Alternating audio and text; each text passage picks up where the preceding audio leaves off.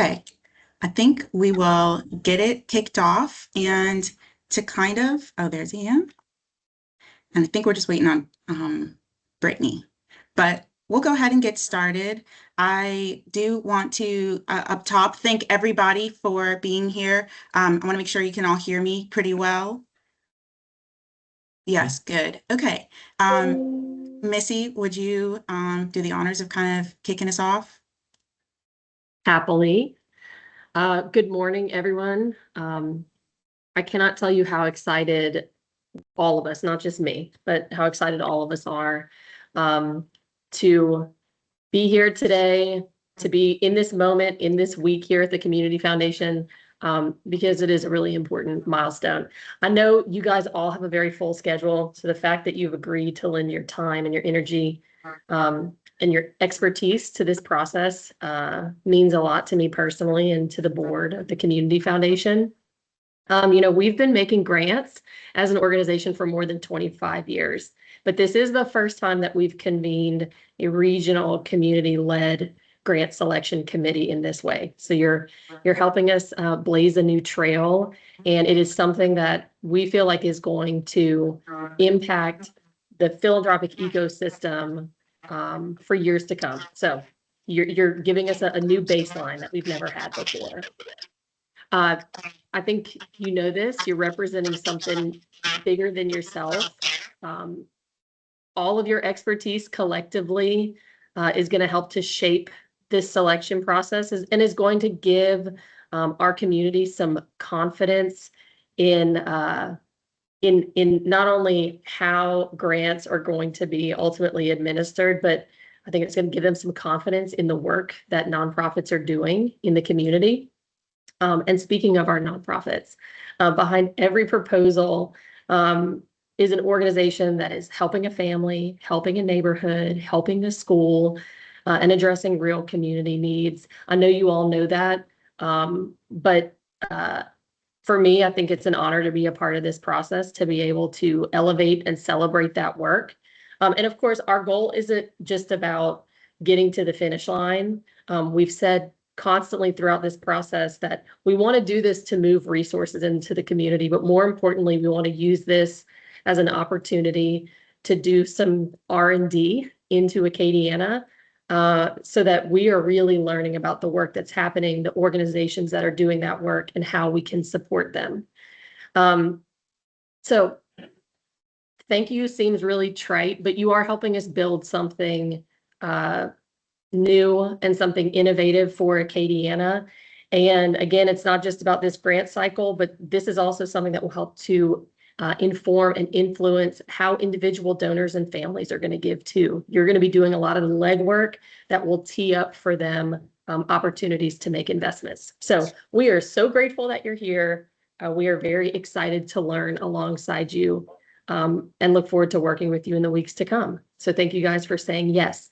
I do want to introduce real quick Ian McDonald. Ian is our board chair, not only this year, but last year. So he's doing double duty, and I want to give him an opportunity just to say a few words as well. I want to echo everything that Missy said. This grant process is really kind of the signature part of our strategic plan and how we engage the community, and we couldn't do it without you. And we know with such an august group to start this with, we're going to start off with a lot of success. So really appreciate, on behalf of the board really wanted me to express our thanks for the time and commitment that you all have committed to this and sharing your time. So thank you very much. Awesome. Thank you, Ian. Thank you, Missy. I will take it from here and basically provide an overview. I know I did provide some text information as I kind of asked all of you for your time for this process, but I wanted to dig into it a little bit more as we orient everybody together. And then I'm going to hand it off to Nicole Hebert, who's going to just help us to see a little bit into the system itself. Just an important note about the process overall is we had a lot of success last year with the affiliate grants, kind of pulling this all together through the system. It's the same system that the nonprofits submit to, that you guys then look at on the evaluator end, and that kind of keeps things together in a good way. And so we want to do that for this process as well, with a few pieces in between that I'm going to touch on, that kind of keep the conversation and discussion going. So this is a bit of the roadmap. For any of you who may not know, my name is Chasa West. I'm the Director of Community Investment here at CFA, and really excited to be in this stage of the process. And I'm so grateful that you all said yes. I did want to remind you all that we are, providing some anonymity to this panel. We won't be publicly, sharing the people that are on this to kind of prevent some solicitation or lobbying from any applicants. And then we ask that you help us to maintain this by keeping your involvement confidential. And so the goal today is to make sure you know what is coming up ahead. And so what I'll touch on is starting tomorrow, like at the end of the day tomorrow, the applications will close for the nonprofits. And our goal is that, we'll do our quick glance in the system, just to make sure there's nothing that needs to just be, dotted or a T crossed. But essentially our goal is that on Friday, you will start receiving the applications that you can log in and start making your evaluations. This is going to begin the independent phase of the project rankings. You as an individual, because we are anticipating about 100 applications for the Fund for Acadiana, because that is how many letters of intent, the LOIs that were filled out. If everybody who filled out an LOI, gets their application completed, that will get us to 100. And so rather than asking everybody to spend time looking through 100 applications, our goal is really to break that up so that you, as an individual, we're looking at 20 applications. That is still, I think, a good amount, but we thought that would be a little more manageable. And then there are two other people within this group of 15 that you will have looked at the same applications as. So 20 applications will be going to a group of 3 people. First and foremost, you're going to look at that as an individual, provide your rankings, and then you will get with your group of 3, and you guys are basically going to merge your rankings, or at least discuss them and talk about why, why they kind of are all the same, or if there's any discrepancies, kind of hash it out and decide as a group what the general ranking is of that project that you're looking at, those 20. And when you're in that group, you're essentially going to be coming up with your top 5 slate. And that is the top 5 from those 5 groups are essentially what we're bringing into that group panel deliberation. We will know, we will have the rest of the projects that go below those top 5, but I think those top 5 are what we really want to be talking about in the room and confirming that we feel that they're good investments. Essentially, those, the goal is for those to break down into 10 projects that CFA, that you guys are helping us to say, CFA really likes these. We will invest in these. And those that are remaining would go to this showcase that we're kind of, closed door to donors, but showcase nonetheless of the rest of the projects, to invite them to co-invest. And so just to provide in the room right now, just so that everyone kind of has a knowledge of what those groups of 3 look like, though I will be emailing to provide this information. One of the groups, we have Dr. D. Garrett, Chuck Lagrange, and Brett Broussard. You three are together. Another group is Brittany Deal, Joey Moss, and Chloe Wiley. A third group is Bentley Senegal, Mary Pham, and Rick Kennedy. Group 4 is Dr. Amy Barber, Erica Ray, and Alex Lazard. And then our fifth group is Ashley Dautrieve, Belle LeBlanc, and Molly Rowe. So I am going to, I know this is some information that I provided in the email, but I'm going to pause really quickly just to see if there are any questions. I just wanted to comment that we have the best group. Well, we like a little friendly competition. So if anybody would like to challenge that, I'll leave some room on the floor. But other than that, we shall see. And you know what? At the end of the day, that group of 15, that's really the best group. Love it. Well, what I'm going to touch on next is the general guide that we're providing as the rubric. I know, you know, we're thinking about the fact that as these LOIs came through, and as the applications are coming through, the main thing that we looked at as CFA to complete the due diligence really included, is this a 501c3? Are they applying where they're saying they're applying correctly? And, you know, are they in good standing?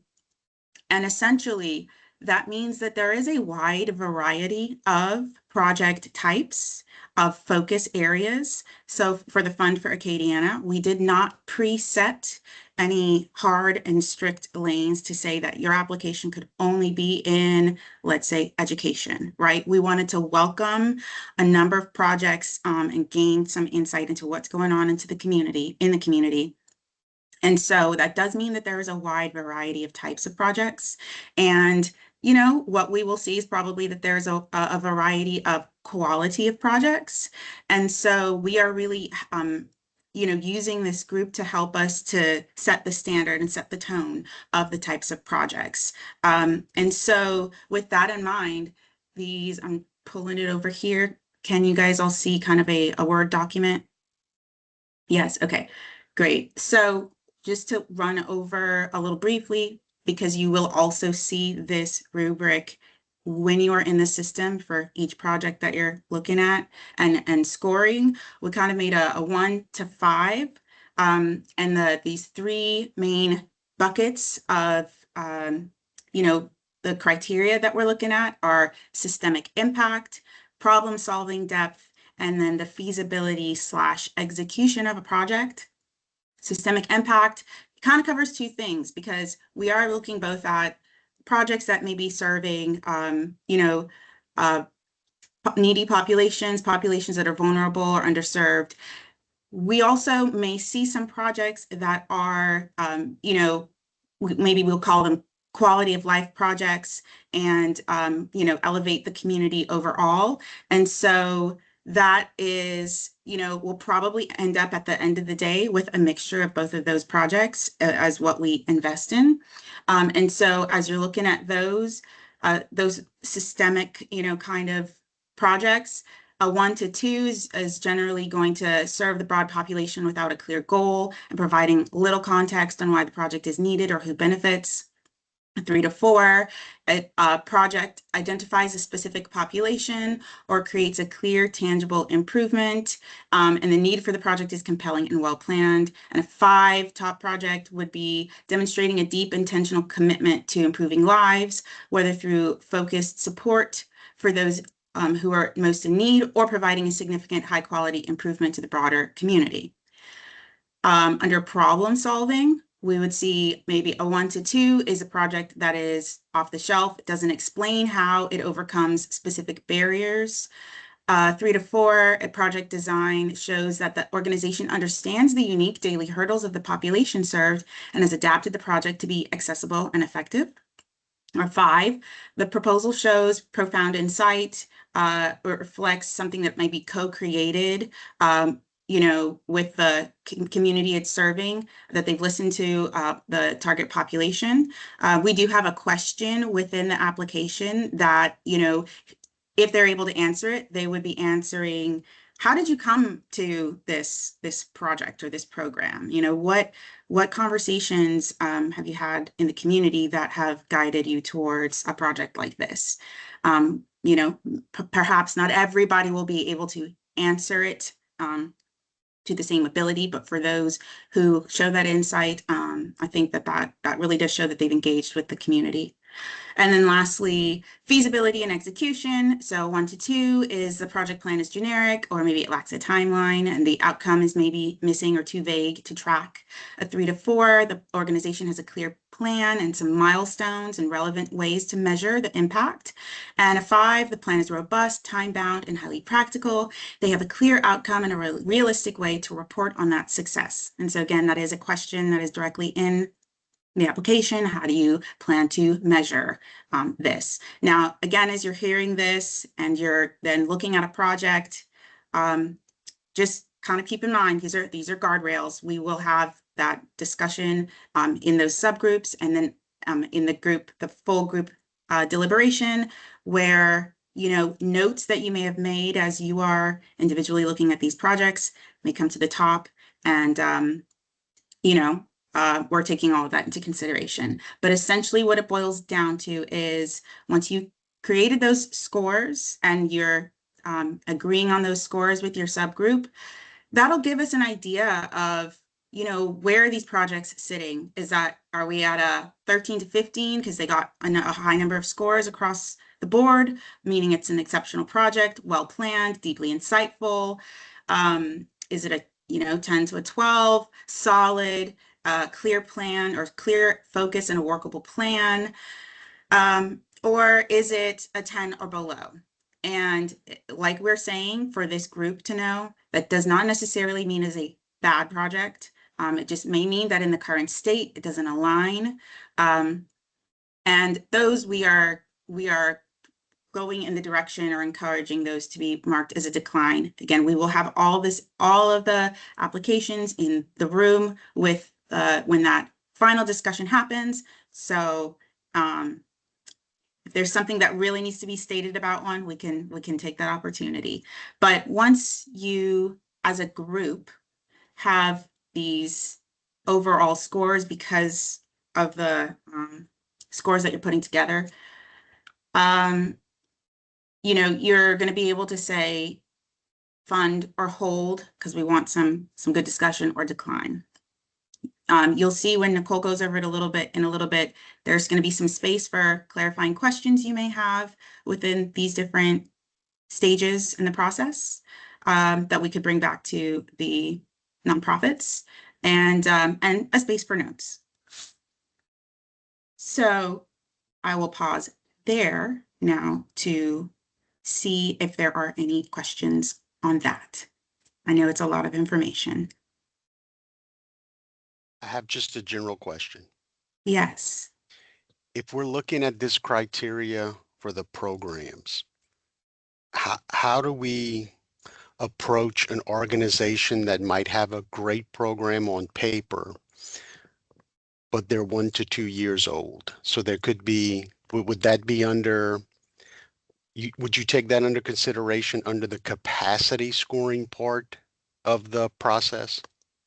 That sounds to me like it is something you're putting under feasibility and execution. Okay. And so, you know, I think what we talked about internally when kind of asking organizations as they applied to at least be able to, encouraging them to be able to send us last year's, you know, financials and understanding of like when they were established. We understand that could be taken into account, but we also know there may be an organization that is a little younger and they have an innovative idea, and the wording that Steve has kind of been using in some of this as we've thought about design is the spreading the peanut butter. And so we know that as our program continues, we are going to get more and more strategic and more clear on some lanes. But this is as I was describing to Dee yesterday, a little bit of it, is that we're turning on the faucet, and we're making sure that this whole concept overall is working. We're looking forward to the impact that maybe just so strategic that it is focused, and we know like clearly with our gut like what is a yes, what is a no. But I think for this very first year, inaugural year, there may be some of those things where we say, well, this could be a good opportunity to see how this project goes. So Thank we you. would not eliminate them. Yes. I think I see a hand raised from Mr. Rick Kennedy. Yeah, thanks, Jocelyn. Thanks for this great overview. And I appreciate the opportunity to participate. Probably a similar question. The thought running through my mind was, how do we, I guess, consider or assess or learn about the capability of the leadership of the respective organizations that we're looking at? What runs through my mind is anytime you're looking at potential investment and you almost have like a hold, buy, sell labeled at the end of the scoring sheet here. You always consider the capability and experience and relevant experience of the management team. Is there any way we can fold or find that information and fold it into consideration? Thank you. Yes, that's a good question. It's a really good question.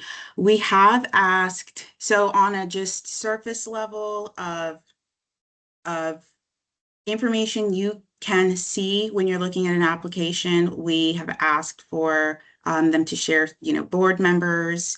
And so there could be a little insight there. And I really think a little beyond that, if there is a specific question that is arising in your mind as you're looking at the application, I think we could maybe use that clarifying questions section. And when we take all that information in, if there are kind of, really maybe repeated or standout clarifying questions, that we can go back to the nonprofit and say, tell us a little bit more about XYZ or leadership or, that piece that you're talking about. If it's not kind of reflected in the answers that you will see that do also include, have you done a similar project? That I think could be a good opportunity, but that is something that we could continue to assess. Missy, is there anything you would want to add? Yeah, I would just say, Rick, that the people who make up this committee also just have varied knowledge and experience. I think if there are some questions that arise, we could really tap into this group as well. And I'm going to pick on two people in particular. I know they won't mind, but Erica Ray with the William C. Schumacher Family Foundation and Chuck LaGrange with the Stellar Family Foundation work with nonprofits of all shapes and sizes, some very established, some brand spanking new all the time. And so they may personally have some insights that could fill in the blanks that maybe doesn't necessarily come through on an application or you wouldn't see on a website. So I'm not offering their services necessarily, but I think that there's lots of good insight among this group that we could maybe just have some internal dialogue as well to help fill in those gaps. All right, thanks, Missy. That's very helpful because I certainly don't have that institutional knowledge that the folks you just mentioned do. So, I guess at the end of the day, what's running through my mind is something may be a great plan on paper, but can it be effectively executed? So I'm sure there'll be more conversation on this as we move along. So thank you. Awesome. Any other questions before I hand it over to Nicole Hebert, so we can just kind of get a quick look at the application itself, the questions you'll see, and how to log in to this platform, which we know is new for everyone. Okay, well, Nicole, take it away. All right, thank you, I think Chelsea, and good I'll morning, stop, everyone. Oop, go I'll ahead. stop sharing so that you can, Okay, if you'd like to. I can take control. Good morning, everyone, and thank you all for taking time out of your busy schedules to be with us today. For those of you that don't know me, my name's Nicole Abear, and I am the Events and Community Grants Manager here at CFA. I'm going to quickly walk you through how to access the Grant Lifecycle Manager, how to access the applications that we assign to you, how to navigate the platform, complete your evaluations, and to share a few tips that we hope will make this process a little bit easier. So with that, let me share my screen.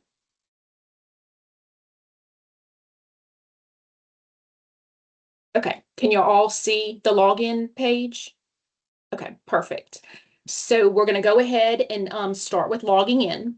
So once we assign the evaluations to you individually, you're going to receive an email from us, just basically letting you know that your evaluations have been assigned. In this email, you're going to have a link that'll take you directly into our grant portal.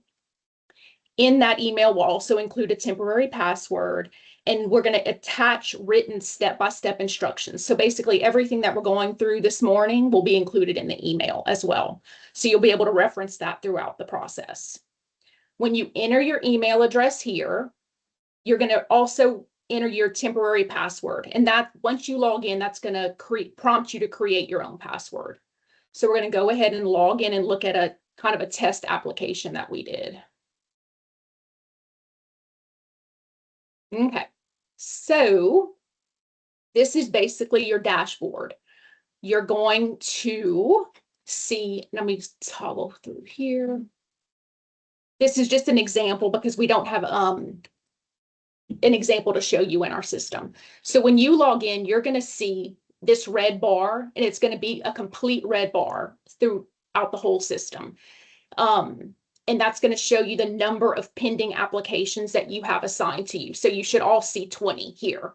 And while I'm on this screen, one of the kind of cool features is as you're going through and you're scoring these applications, you can click on pending and it'll show you all of your pending applications. You can click on drafts, which will show you just all of the applications that you still need to go in and complete. And then you can also click on complete, which will show you all of the ones that you're finished. And even if you're finished, you can go back in and make adjustments. So pending basically just means that you haven't started, draft means that you haven't finished, and complete means that you've finished those evaluations. So once you're in the system, you're going to see these tabs. You really don't need to click on any of these tabs. What you're going to really want to look at is going to be the evaluation. So this is everything Chaucer just went over with you is your evaluation. You're going to see all the criteria that she went through. And then here's going to be where you're going to start doing your actual scoring. And again, you can reference. Chaucer, can you admit? Okay, perfect.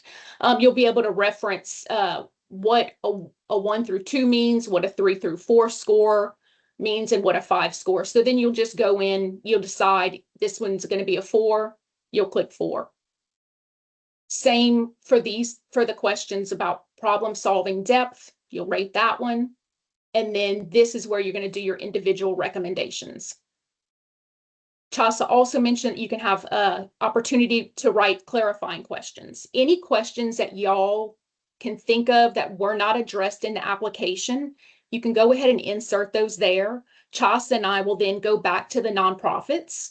We'll get those questions answered for you, and we'll send them to your groups. And we're hoping that will help you score. And then this section here, notes, is really for you just to put anything that you might want to go back and reference as you're scoring the applications.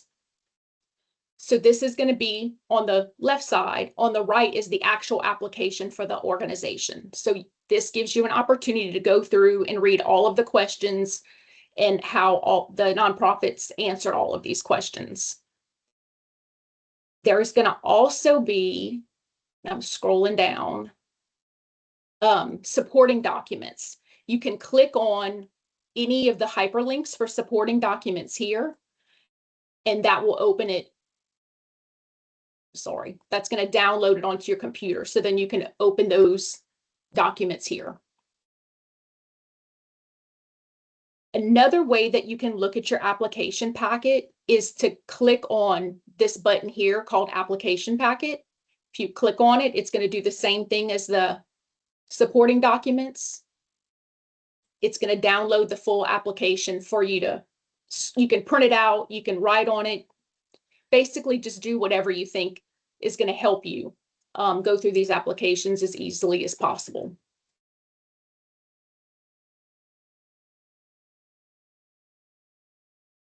Hang on, I've got a bar in my way to get back where I need to go. Okay. Let's see. I highly encourage everyone to read through the full application before you start scoring. And if any organization, I told you, I'm sorry, I'm kind of catching up on my notes here. I want to make sure I cover everything. One thing I wanted to a tip is you don't have to finish everything in one sitting. You can save your work at any time and you can come back later to complete the application or evaluation that you're working on. So you can do your clarifying questions, you can work on your notes, and then you're just going to click save here. And that's going to save the work no matter what stage you're in. Once you've read the application and you've scored it, you go ahead and click save, and then you can either return to your dashboard or you can go to your next pending evaluation.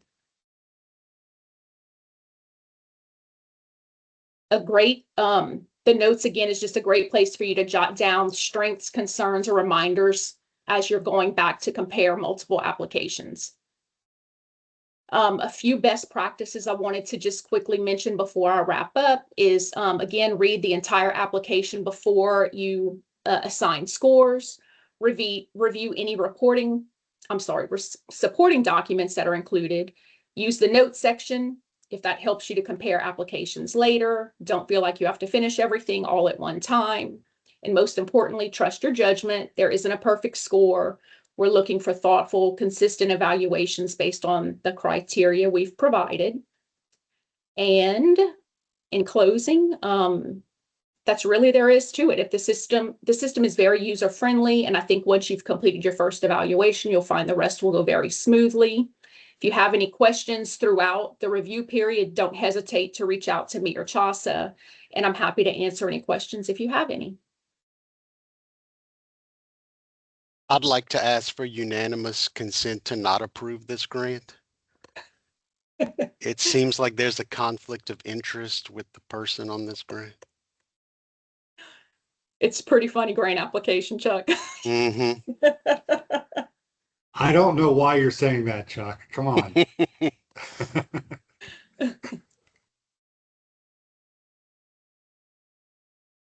And it looks like we have a question from Bentley. Yeah, I had a question on the clarifying questions.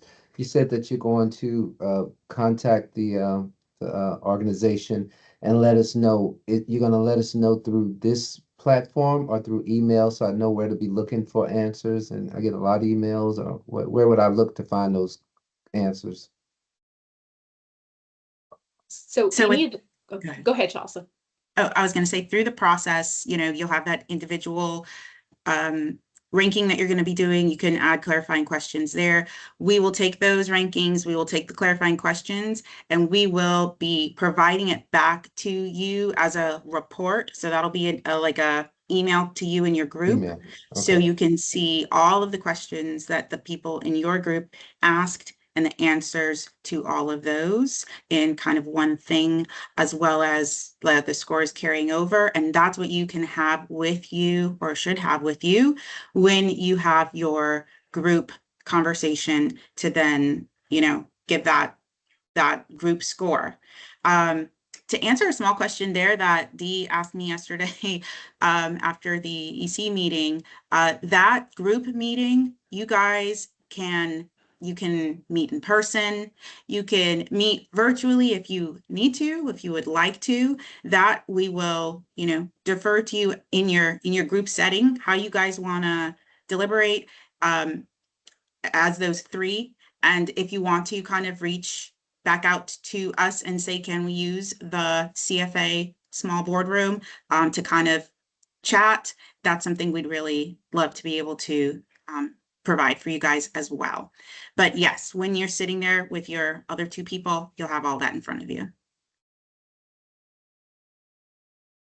And then basically, if there are in that group of three further clarifying questions, that's what we would produce as a report for that group of 15 deliberation.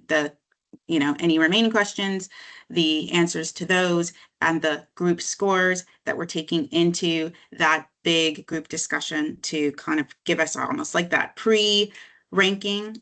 My light does that something. That pre-ranking, it's that automatic light. I'm not moving enough. The pre-ranking, so that is guiding the discussion in the room. Okay. Any other questions? Okay. My question is to cover before we head off. We are targeting September 1st for the day of that group deliberation. So I wanted to see because we have majority of the group here together, maybe we can do it as I think there's the chat feature is there, but I wanted to kind of do a poll and see morning or afternoon. What is the preference? What is better? And kind of get those poll results so that we can get it scheduled. So if you wouldn't mind, maybe you can put in the chat morning or afternoon, or either if you are, both a morning bird and an afternoon dove. Noted, Brittany. I have a question. Yes. This is virtual. This we are aiming to have in person, but if we need to have people call in for it, we can do that. I'll be in London. Okay. Oh, And I'm happy to jump on. Would love to jump on. Just wasn't sure if it was just in person.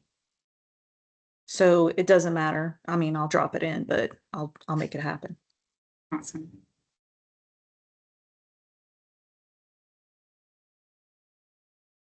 Perfect. Just waiting for a few more responses to come in. And as those come in, I will just say that the next thing you should receive from us, now that we have completed this orientation, is the email that Nicole Hebert covered. That is the login information, so you can get into the system on Friday. If you don't get it first thing on Friday, don't worry. We are just wanting to take a little time in the morning after, the applications close at 5 p.m. on Thursday to just, ensure that we make those assignments and everything's okay. And so hopefully by the end of the day on Friday, you'll have that. And then we are aiming for those evaluations back. The time period initially we gave was August 7th. That's about 2 weeks. We do have a tiny bit of wiggle room because we're targeting September 1st. So what would just need to happen in between are those group meetings. So we're giving some time for that. But we're gonna aim for August 7th to have those even individual evaluations come back. And so looking at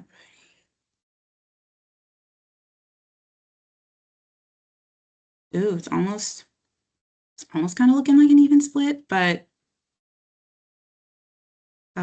we might just morning or afternoon. Currently morning or afternoon. Think it's leaning towards morning. So I'll just confirm that, but that is something that you'll receive from me is the time block for that day and a virtual link since we know there'll be at least one person doing that. So that is our orientation for today. And of course, you guys can always reach out and ask any questions, no matter what stage of the process that we will be in. Thank you again, as we are building this out. And so at the tail end of all of this, once we, essentially have done the check presentations and the process is officially closed, we would like to invite you guys closer to the end of the year to maybe grab some coffee or lunch or something and do a debrief of the overall process so that we can continue refining it. But thank you. And yeah, we'll be in touch. So if you want to log off, you can. And if you want to remain, if you have any additional questions or anything to discuss, we can do that. But thank you and have a good rest of your day.